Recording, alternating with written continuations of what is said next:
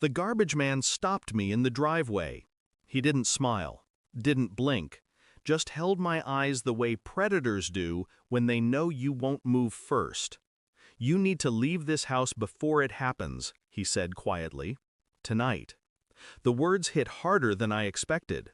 He wasn't joking. "Who are you?" I asked. He lifted his shirt. What I saw wasn't a body. It was a warning. Scars. A tattoo I recognized but wished I didn't.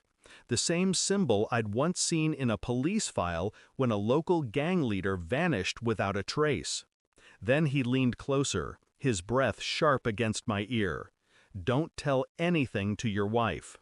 And he walked away, leaving me standing in the driveway, the weight of his words lodged like glass in my chest.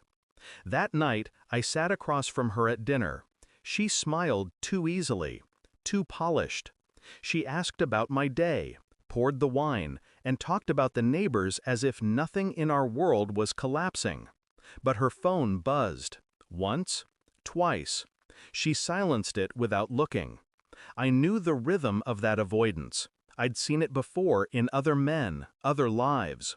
The little delays, the slight turn of the wrist to shield the screen.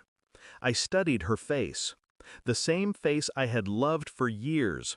The same lips that had whispered trust into my ear countless nights. But now I could see it. Hollowness behind the smile. The garbage man's words replayed in my head. "Don't tell anything to your wife." He knew something, and so did I. I didn't eat, I didn't speak. I just watched the shadows move across her face while she talked about nothing. And I wondered how long she had been preparing this lie. The next day I began quietly pulling threads.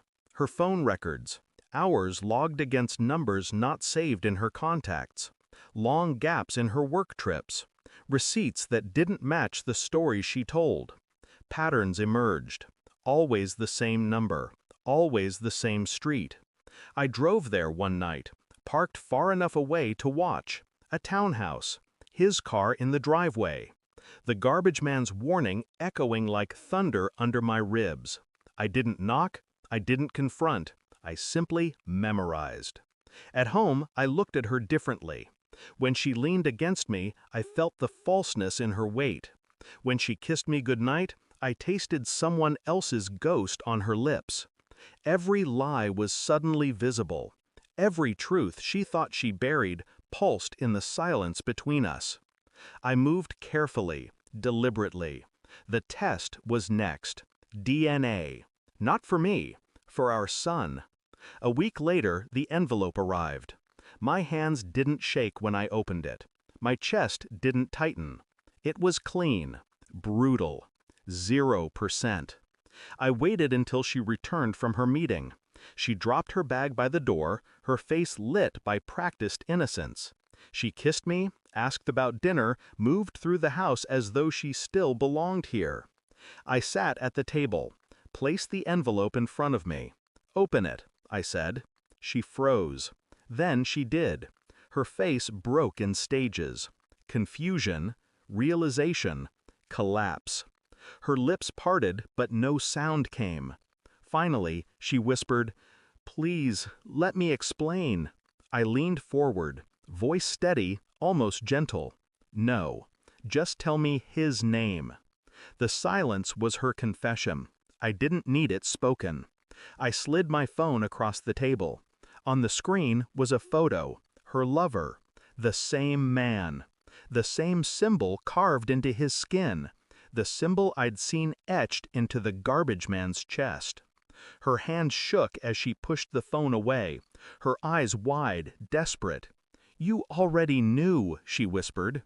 I nodded once, calm, detached. And so does he. I told her about the driveway, about the warning, about the scarred man who carried her secret like a loaded gun.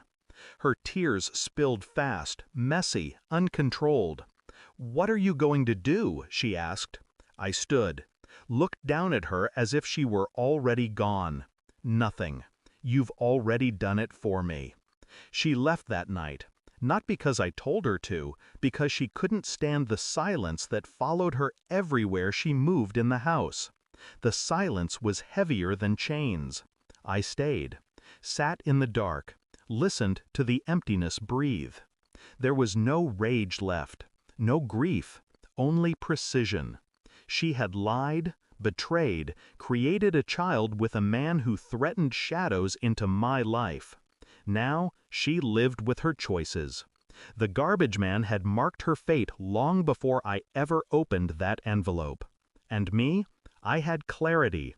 Clarity sharper than revenge, colder than forgiveness. The truth didn't shatter me. It carved me clean. And when the carving is done, you're no longer human. You're untouchable. Thanks for watching. Don't forget to like, share, and comment. Subscribe now to Cheating Stories Insight World for more amazing stories.